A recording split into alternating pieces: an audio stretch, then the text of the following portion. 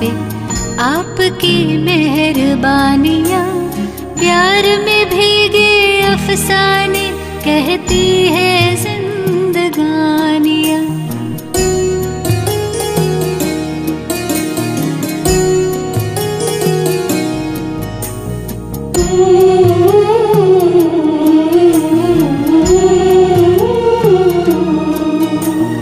बरस रही है बाबा हम पे आपकी मेहरबानियाँ, प्यार में भीगे अफसाने कहती है जिंदगानियाँ।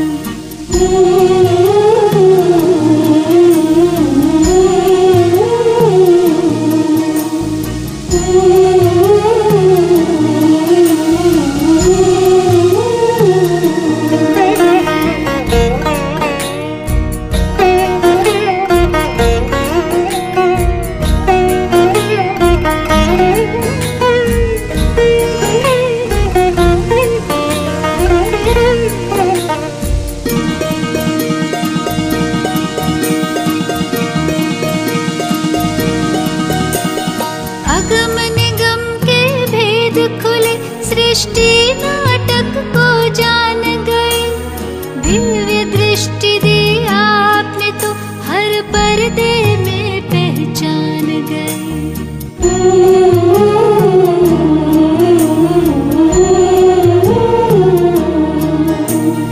अगम निगम के भेद खुले, सृष्टि नाटक को जान गए, दिव्य दृष्टि दी आपने तो हर पर्दे में पहचान गए।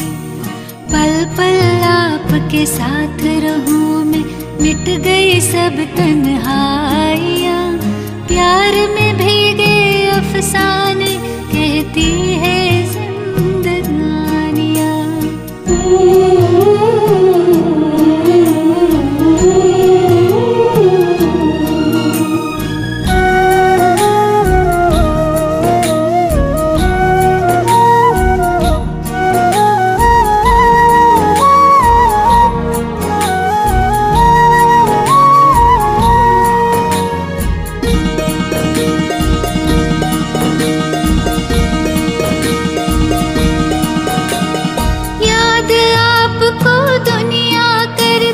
आप याद हमें करते हैं, प्यार के सागर पास में आकर जीवन गागर भरते हैं।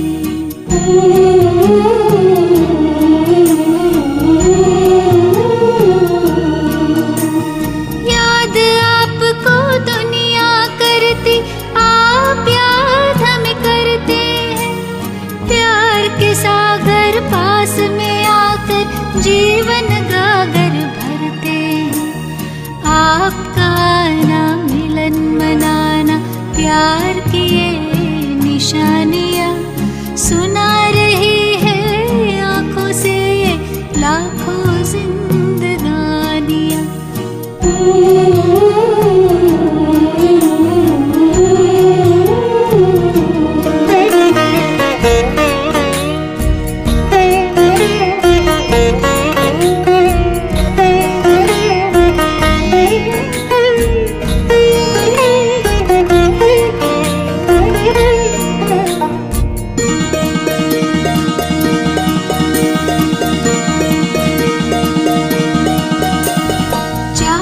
सूरज चांद सितारे सारे सदा ना होंगे, कल्प कल्प के बाद मिले हो हम तो जुदा ना होंगे।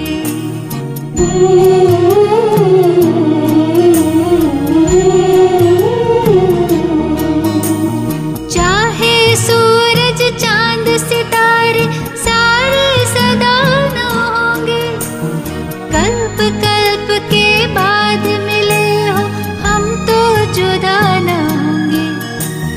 हंसते गाते मुखड़े कहते प्रभु की प्रेम कहानियाँ, सुना रही है आँखों से लाखों जिंदगानियाँ।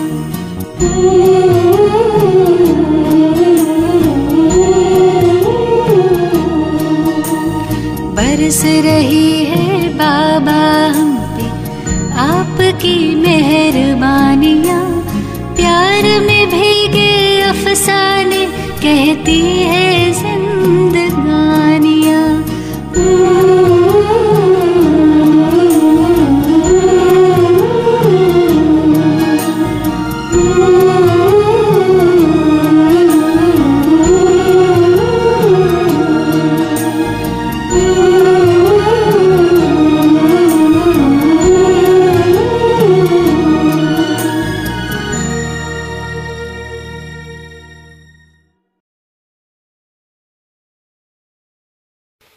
ఓం శాంతి.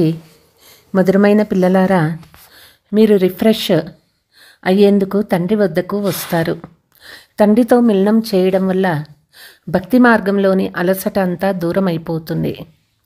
ప్రశ్న: పిల్లలైన మిమ్మల్ని బాబా ఎలా రిఫ్రెష్ చేస్తారు?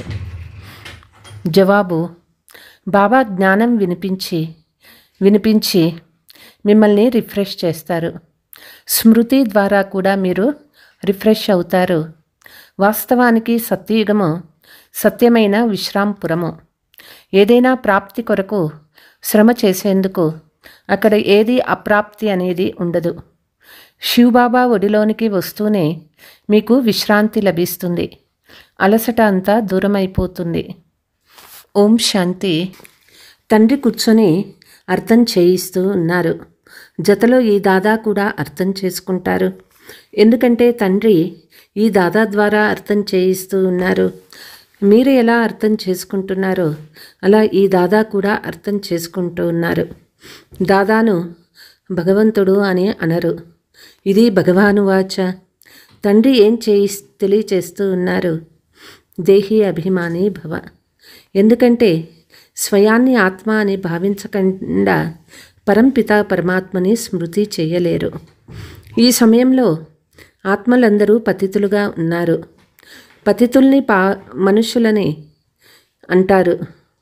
పావనంగా ఉండేవాళ్ళని దేవతలు అంటారు. ఇది చాలా సహజంగా అర్థం చేయించే విషయాలు.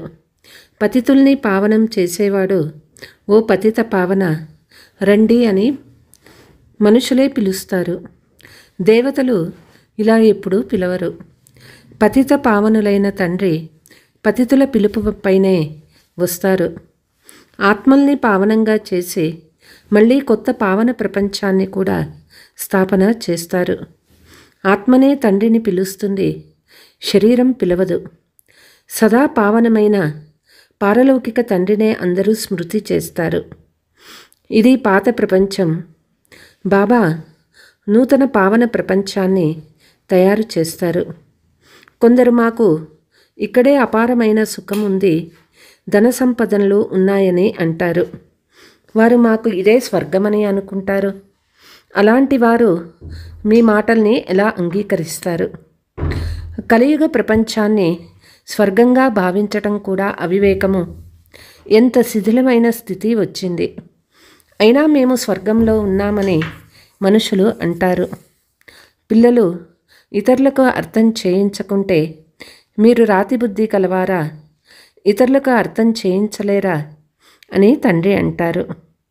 ఎప్పుడైతే స్వయం పారస్ బుద్ధి కలవారిగా అవుతారో అప్పుడే ఇతరులను కూడా తయారు చేయగలుగుతారు. పురుషార్థం బాగా చేయాలి, ఇందులో సిగ్గుపడవలసిన పని లేదు. కానీ మనుషుల బుద్ధిలో ఉల్టామటాలు నిండి ఉన్నందున వాటిని అంత త్వరగా మర్చిపోలేరు. ఎంతవరకు తండ్రిని యథార్థ రీతిలో గుర్తించరో అంతవరకు శక్తి రాదు. ఈ వేదశాస్త్రాలు మొదలైన వాటి ద్వారా మనుషులు కొద్దిగా కూడా పరివర్తన అవ్వరు. రోజు రోజుకి ఇంకా పాడవుతూ వచ్చారు. సతో ప్రధానం నుండి తమో ప్రధానంగా అవుతూనే వచ్చారని తండ్రి చెప్తారు. సతో ప్రధాన దేవీ దేవతలుగా ఉండే మేము ఎలా కిందకు పడ్డామో అని ఎవ్వరి బుద్ధిలోనూ లేదు. ఎవ్వరికీ ఏమీ తెలియదు. 84 జన్మలకు బదులుగా 84 లక్షల జన్మలు అని చెప్పారు. కనుక తెలిపేందుకు కూడా అవకాశం లేదు. తండ్రి తప్ప జ్ఞాన ప్రకాశాన్ని ఇచ్చే వారెవ్వరూ లేరు. అందరూ ఒకరి వెనుక ఒకరు గడప గడప వద్ద ఎదురు దెబ్బలు తింటూ ఉన్నారు. కింద పడుతూ పడుతూ పూర్తిగా పడిపోయారు. శక్తి అంతా సమాప్తమైపోయింది. తండ్రిని యథార్థంగా తెలుసుకోనందునకే బుద్ధిలో కూడా శక్తి లేదు. తండ్రే వచ్చి అందరి బుద్ధి రూపీ తాళాన్ని తెరుస్తారు. కనుక ఎంత రిఫ్రెష్ అవుతారు? తండ్రి వద్దకు పిల్లలు రిఫ్రెష్ అయ్యేందుకు వస్తారు. ఇంటిలో విశ్రాంతి లభిస్తుంది కదా. తండ్రితో మిలనం చేయటం వల్ల భక్తి మార్గంలోని అలసట అంతా దూరం అవుతుంది. సత్యయుగాన్ని కూడా విశ్రాంతిపురమని అంటారు. అక్కడ మీకు ఎంత విశ్రాంతి లభిస్తుంది? శ్రమ చేసేందుకు అక్కడ ఏ ప్రాప్తి ఉండదు. ఇక్కడ తండ్రి మరియు దాదా ఇద్దరూ రిఫ్రెష్ చేస్తారు. శివబాబా ఒడిలోకి రావడం వల్ల ఎంత విశ్రాంతి లభిస్తుంది? విశ్రాంతి అంటేనే శాంతి. మనుషులు కూడా అలసిపోయి విశ్రాంతిని తీసుకుంటారు. ఒక్కొక్కరు ఒక్కొక్క స్థానానికి విశ్రాంతి కొరకు వెళ్తారు కదా. కానీ ఆ విశ్రాంతిలో రిఫ్రెష్మెంటు లేదు. ఇక్కడైతే తండ్రి మీకు జ్ఞానం వినిపించి రిఫ్రెష్ చేస్తారు. తండ్రి స్మృతి ద్వారా కూడా ఎంతో రిఫ్రెష్ అవుతారు. అంతేకాక తమో ప్రధానం నుండి సతో ప్రధానంగా కూడా అవుతారు. సతో ప్రధానంగా అయ్యేందుకు ఇక్కడ తండ్రి వద్దకు వస్తారు. తండ్రి చెప్తారు, మధురమైన పిల్లలారా, తండ్రిని స్మృతి చేయండి. పూర్తి సృష్టి చక్రం ఎలా తిరుగుతుందో, సర్వ ఆత్మలకు విశ్రాంతి ఎలా లభిస్తుందో తండ్రి అర్థం చేయించారు. అందరికీ తండ్రి సందేశం ఇవ్వడం పిల్లల మీ కర్తవ్యము. తండ్రి అర్థం చేయిస్తూ ఉన్నారు. నన్ను స్మృతి చేస్తే మీరు ఈ ఆస్తికి యజమానులుగా అవుతారు. తండ్రి ఈ సంగమ యుగంలో కొత్త స్వర్గ ప్రపంచాన్ని రచిస్తారు. అక్కడకు మీరు వెళ్ళి అధికారులుగా అవుతారు. మళ్ళీ ద్వాపర యుగంలో మాయా రావణ్ ద్వారా మీకు శాపం లభిస్తుంది. కాబట్టి పవిత్రత, సుఖము, శాంతి, ధనము మొదలైనవి సమాప్తమైపోతాయి. నెమ్మది నెమ్మదిగా ఎలా సమాప్తమైపోతాయో అది కూడా తండ్రి అర్థం చేయించారు. దుఃఖధామంలో విశ్రాంతి ఉండదు. సుఖధామంలో పూర్తి విశ్రాంతి ఉంటుంది. మనుషులకు భక్తి ఎంత అలసట కలిగిస్తుందో, జనం జన్మాంతరాలుగా భక్తి ద్వారా ఎంత అలసిపోతారో, ఒక్కసారిగా ఎలా బికారీలుగా అయిపోయారు. ఈ పూర్తి రహస్యాలను తండ్రి కూర్చొని అర్థం చేయిస్తారు. కొత్తవారు వచ్చినప్పుడు వారికి ఎంతగా తెలియ చేయవలసి ఉంటుంది. ప్రతి విషయం గురించి మనుషులు ఎంతగా ఆలోచిస్తారు. ఇక్కడ ఏదైనా ఇంద్రజాలం చేస్తారేమో అని అనుకుంటారు. అరే, భగవంతుడు ఇంద్రజాలికుడని పేరు చెప్తారు కనుక తండ్రి చెప్తూ ఉన్నారు, అవును, నేను నిజంగా ఇంద్రజాలికుడనే. అయితే ఇది మనుషులను మేకలుగా గొర్రెలుగా చేసే ఇంద్రజాలం కాదు. అయితే బుద్ధి ద్వారా మనుషులు గొర్రెల వలె ఉన్నారని అర్థం చేయించబడుతుంది. సూరమండల సంగీతమును అని గాయనం కూడా ఉంది. ఈ సమయంలో మనుషులందరూ అరిచే మేకల వంటివారే. ఈ మాటలన్నీ ఇక్కడివే, ఈ సమయంలోని గాయనాలే. కల్పము అంత్యాన్ని కూడా మనుషులు అర్థం చేసుకోలేరు. చండికాదేవికి ఎంత పెద్ద మేళా జరుగుతుంది. వారెవరు అని అడిగితే ఆమె కూడా ఒక దేవి అని చెప్తారు.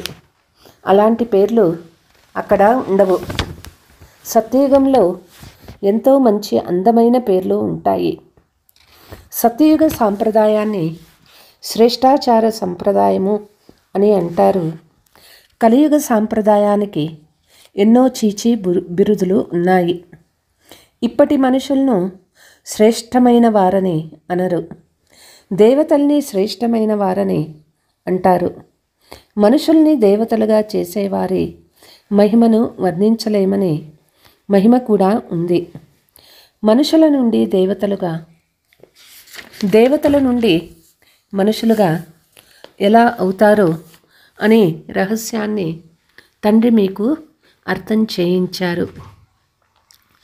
దానిని దైవీ ప్రపంచమని, దీనిని మానవ ప్రపంచమని అంటారు. పగల్ను ప్రకాశమని, రాత్రిని అంధకారమని అంటారు. జ్ఞానము ప్రకాశము, భక్తి అంధకారము. అజ్ఞాన నిద్ర అని అంటారు కూడా. మొదట మనకేమీ తెలియదని, అందుకే నేతి నేతి అంటే మాకేమీ తెలియదని చెప్పేవారని మీరు కూడా అర్థం చేసుకున్నారు. మనం కూడా మొదట నాస్తికులుగా ఉండేవారమని ఇప్పుడు మీరు తెలుసుకున్నారు. అనంతమైన తండ్రి గురించి కూడా తెలియదు. వారు నిజమైన అవినాశి తండ్రి. వారిని సర్వ ఆత్మల తండ్రి అని అంటారు. ఇప్పుడు మనము ఈ బేహద్దు తండ్రికి చెందిన వారిగా అయ్యామని మీకు తెలుసు. తండ్రి పిల్లలకు గుప్త జ్ఞానాన్ని ఇస్తారు. ఈ జ్ఞానము మనుషుల వద్ద ఎక్కడా లభించదు. ఆత్మ కూడా గుప్త జ్ఞానాన్ని ధారణ చేస్తుంది. ఆత్మనే నోటి ద్వారా వినిపిస్తుంది. ఆత్మనే గుప్తమైన తండ్రిని గుప్తంగా స్మృతి చేస్తుంది. తండ్రి చెప్తూ ఉన్నారు, పిల్లలారా, దేహాభిమానులుగా అవ్వకండి. దేహాభిమానం ద్వారా ఆత్మీక శక్తి సమాప్తమైపోతుంది. ఆత్మాభిమానిగా అవ్వడం వల్ల ఆత్మలో శక్తి జమ అవుతుంది. డ్రామా రహస్యాన్ని బాగా తెలుసుకొని నడవాలని తండ్రి చెప్తూ ఉన్నారు. ఈ అవినాశి డ్రామా రహస్యాన్ని ఎవరు బాగా అర్థం చేసుకుంటారో వారు సదా హర్షితంగా ఉంటారు. ఈ సమయంలో మనుషులు పైకి వెళ్ళేందుకు ఎంత ప్రయత్నిస్తూ ఉన్నారు. పైన ప్రపంచం ఉందని అనుకుంటారు. పైన ప్రపంచం ఉందని శాస్త్రాలలో విన్న కారణంగా అక్కడికి వెళ్ళి చూడాలనుకుంటారు. అక్కడ ప్రపంచాన్ని స్థాపించేందుకు ప్రయత్నం చేస్తారు. ఈ ప్రపంచాన్ని చాలానే తయారు చేసుకున్నారు కదా. భారతదేశంలో ఒకే ఆది సనాతన దేవీ దేవతా ధర్మం ఉండేది. మరే ఇతర ఖండాలు మొదలైనవి ఉండేవి కావు. తర్వాత ఎంత విస్తారం చేసుకున్నారు. భారతదేశంలో ఎంతో కొద్ది స్థానంలో దేవతలు ఉండేవారో మీరే ఆలోచించండి. యమునా నదీ తీరంలోనే ఫరిస్తాన్ ఉండేది. అక్కడ లక్ష్మీనారాయణల రాజ్యం చేసేవారు. ఎంతో సుందరమైన శోభాయమానమైన సతోప్రధాన ప్రపంచం ఉండేది.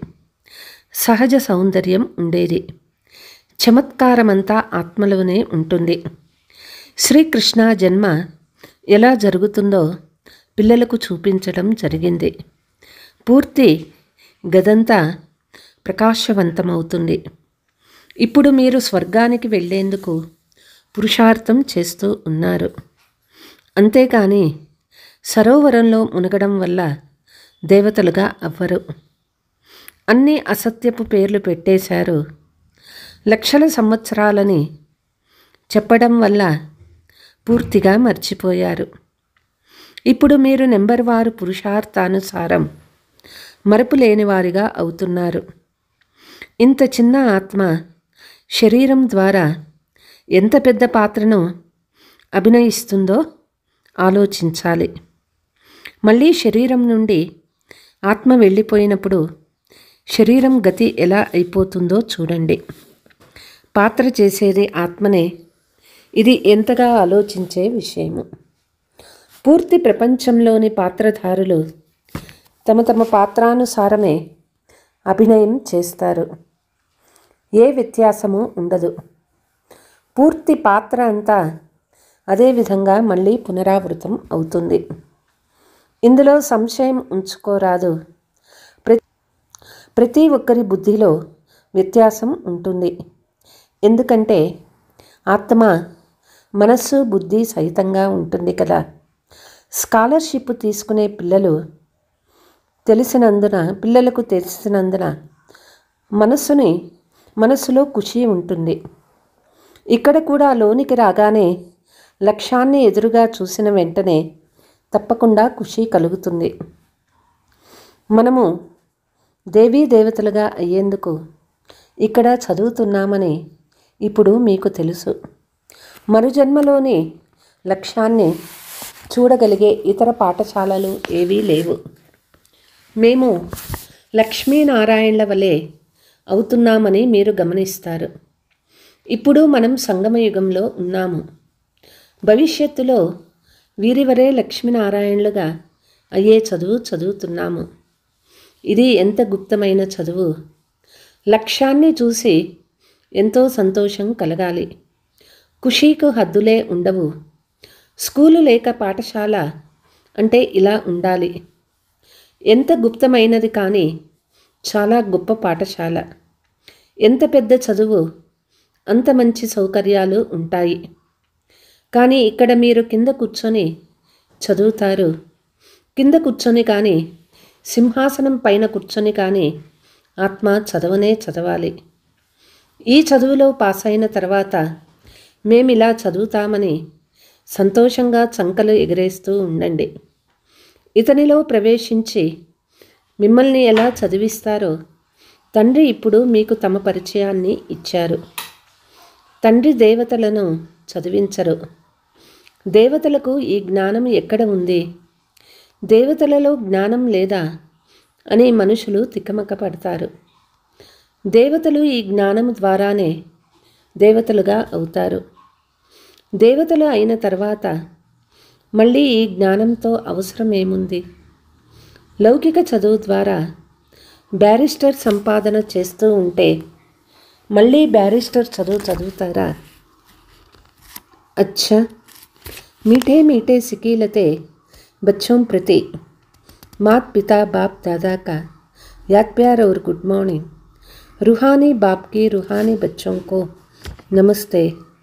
हम रूहानी बच्चों की रूहानी मात पिता बाप दादा को याद प्यार गुड मॉर्निंग डबल नमस्ते. धारणा: అవినాశి డ్రామా రహస్యాన్ని యథార్థంగా అర్థం చేసుకొని హర్షితంగా ఉండాలి. ఈ డ్రామాలో ప్రతి పాత్రధారికి తమ తమ పాత్ర ఉన్నది. వారు ఆ పాత్రను అదే విధంగా అభినయిస్తూ ఉన్నారు. ముఖ్య లక్ష్యాన్ని ఎదురుగా ఉంచుకొని సంతోషంగా భుజాలను ఎగరవేయాలి. మేము ఈ చదువు ద్వారా లక్ష్మీనారాయణలుగా అవుతున్నామని బుద్ధిలో ఉండాలి. వరదానము: స్మృతి మరియు సేవల శక్తిశాలి ఆధారం ద్వారా తీవ్ర వేగంతో ముందుకు వెళ్ళే మాయాజీత్ భవ. బ్రాహ్మణ జీవితానికి ఆధారము స్మృతి మరియు సేవ. ఈ రెండు ఆధారాలు సదా శక్తిశాలిగా ఉంటే తీవ్ర వేగంతో ముందుకు వెళ్తూ ఉంటారు. ఒకవేళ సేవ ఎక్కువగా, స్మృతి బలహీనంగా, లేక స్మృతి చాలా మంచిగా, సేవ బలహీనంగా ఉన్న తీవ్ర వేగంగా ముందుకు పోలేరు. స్మృతి మరియు సేవ రెండిటిలోనూ తీవ్ర వేగం ఉండాలి. స్మృతి మరియు నిస్వార్థ సేవ రెండు జతలో ఉంటే మాయాజీతులుగా అవ్వడం సులభం అవుతుంది. ప్రతి కర్మలో కర్మ సమాప్తం అవ్వకముందే విజయం కనిపిస్తుంది. స్లోగన్: ఈ ప్రపంచాన్ని ఒక అలౌకిక ఆటగా, పరిస్థితులను అలౌకిక ఆట బొమ్మల సమానంగా భావించి నడవండి. అచ్చా, ఓం శాంతి.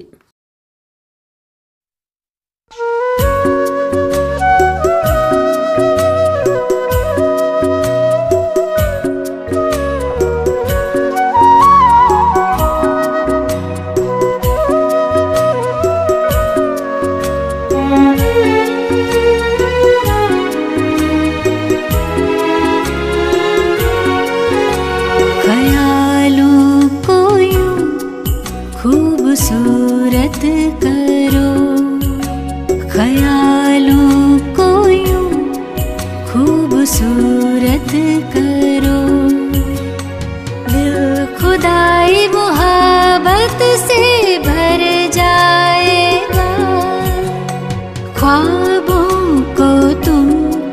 खुशनुमा पाओगे। ख्वाबों को तुम खुशनुमा पाओगे। आसमां से जन्नत उतर आएगा।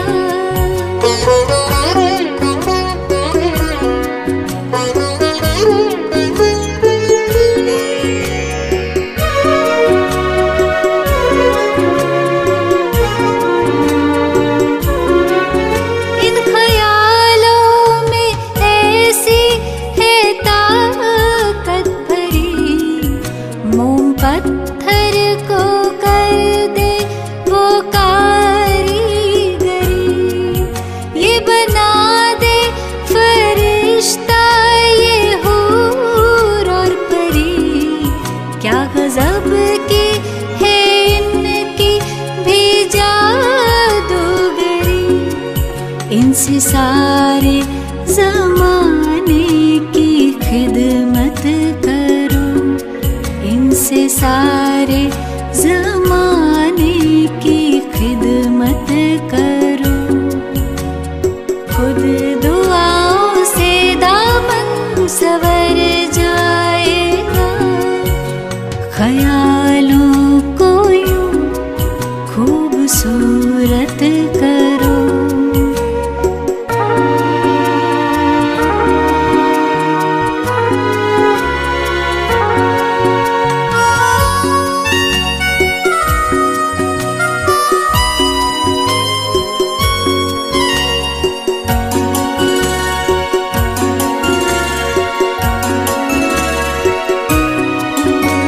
ख्याल कीमती है यूं न जाया करो। अश्कों को न बेवजह बहाया करो।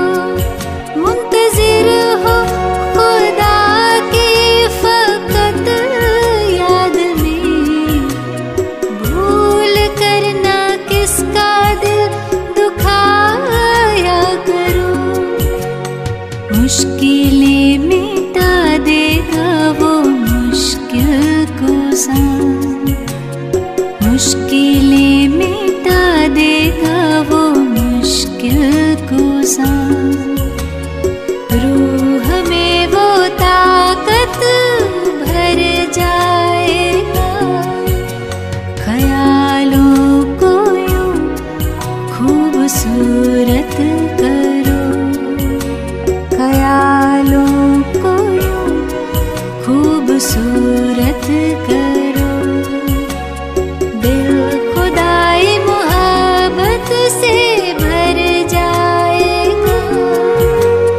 ख्वाबों को तुम खुशनुमा पाओगे। ख्वाबों को तुम खुशनुमा पाओगे।